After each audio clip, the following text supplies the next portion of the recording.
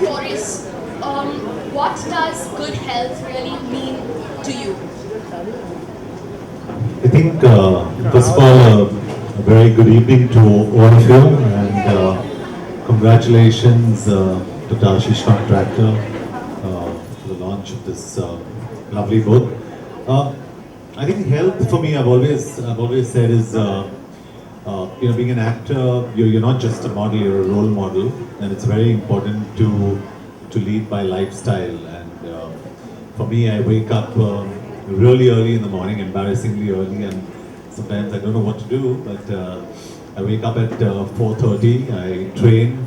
My day begins by 6:30, 7 o'clock. And I usually sleep by 9:30. That's pretty early because I have my dinner early in case I'm not working. And it's something that's very important, especially for the young kids out here that are very impressionable, and everyone at large. I don't drink, I don't smoke, I've never done drugs, and I think it's something that I don't scream out about, but I think somewhere down the line it's helped me in my lifestyle. And I think good health is about good food, a good exercise routine, and good sleep. So I always say it's like a tripod stand. Without one, you kind of collapse, and it's important to have, all three in your life. Thank you.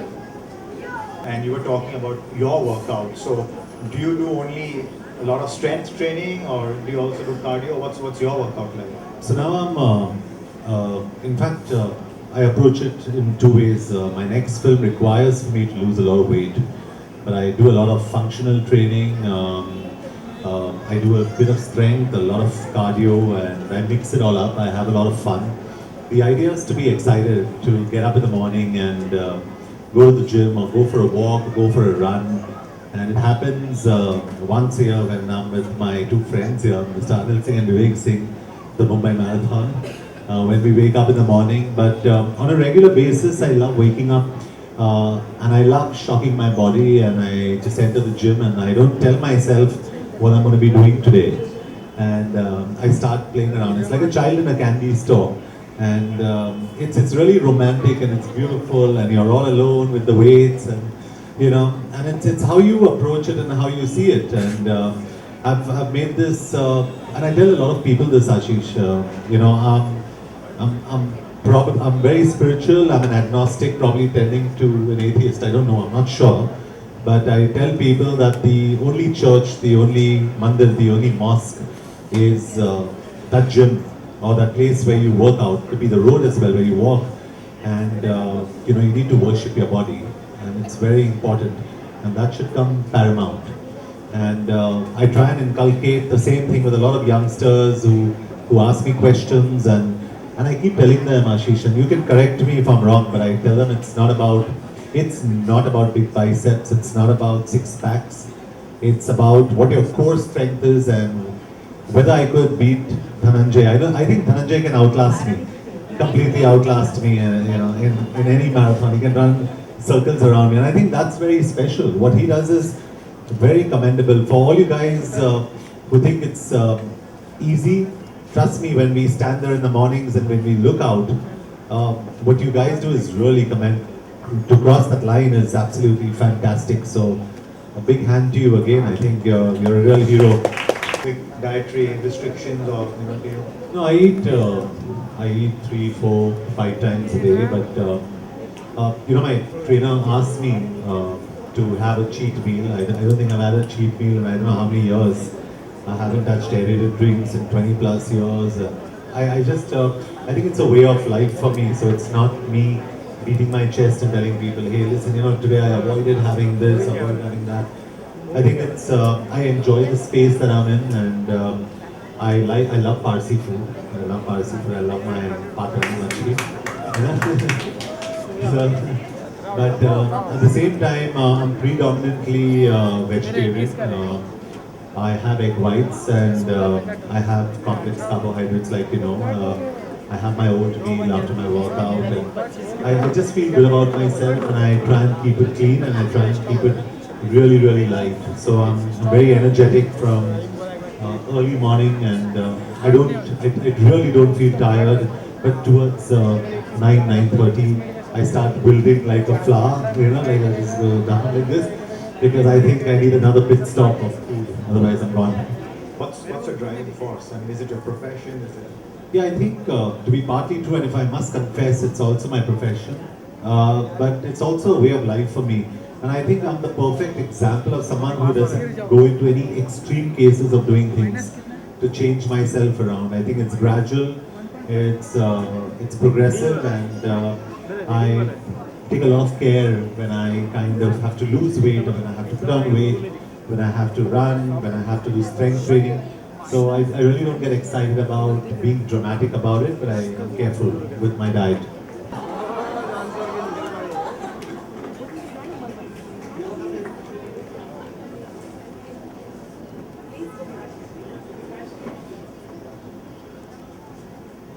The chocolates? The chocolates? There's a special gift for you. Thank you, that's really kind.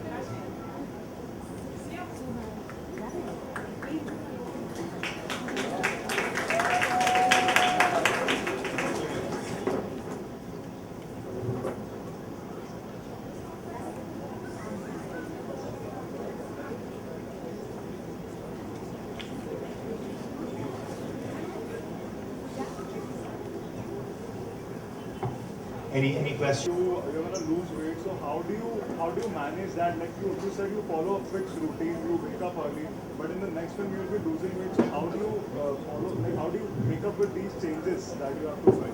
Yeah, it's regular for me. It's normal. I just change the kind of workout I do, the kind of diet I have.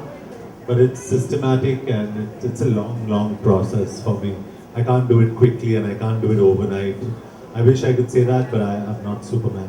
So it takes me time, but I increase my cardio, I increase the time I run for, stuff like that. So it's just regular. I mean, I could sit here and talk about it the whole evening, but it's just about lifestyle. You should wear these gadgets like heart monitors, etc. Do you think it's important? Would you use it when you're doing cardio so that you know whether you're pushing your limits or? Yeah, I honestly see nothing wrong with it, but today I've probably reached a point when I'm running. I know when I touch 160, when I touch 165, I know when I'm going down to 130, I know when I'm really down to 80, 85. So it's also because of years of training, I've understood my body, I know where I'm meant to push till. But I think it's important because I think it's important that you do. In my books, correct me if I'm wrong, but I think it's important because even working out and losing weight or gaining muscle, etc., is a very scientific process. For example, some people like me, or in general, if I run above 165, I'm burning muscle. If I run below 130, I'm wasting my time. But if I'm running between 130 and 165, I'm probably burning some amount of fat. And it's different for each person. So if it helps you regulate what you're doing, and that's what actually interval training is about.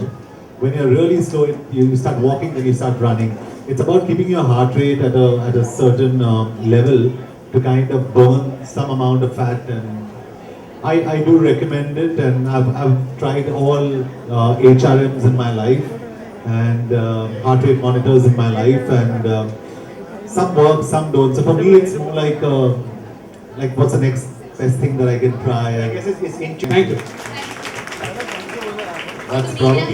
That's probably the best testimonial coming from Auntie and coming from you, sir. Auntie, you said that he held your hand and he made you, and you're thin. I need to hold your hand because I need to lose weight now. So I'll hold your hand and then we'll go for walks together. If you hold her hand, the heart rate might go up very high, and I'm a little worried about that. That 160 zone might be exceeded. Saying this, and I tell people this, especially youngsters, because they understand this language. And I say, you do anything to meet your girlfriend. You find time from anywhere. Let workouts be your girlfriend. Start dating your workouts. No. There's no age. There's no age. There's no age for a girlfriend or for a workout. Both.